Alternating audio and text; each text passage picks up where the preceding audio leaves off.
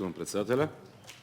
Јас само би се надоврзал на ова што го истакна и колегата Велковски, колешката Лозановска во однос на приоритетот на правење на овој пат.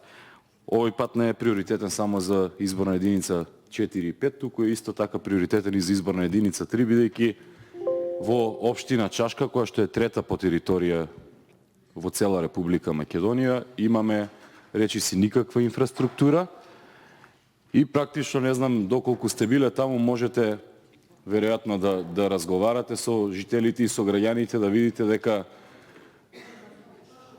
дека населеното место Богомила е 15 километри воздушно од Прилеп, меѓутоа попат мораат да вртат 135 километри. Овој пат е проектиран кон крајот на 90-тите и е дел од оној Бранков пат кој што го кажувавме претходно.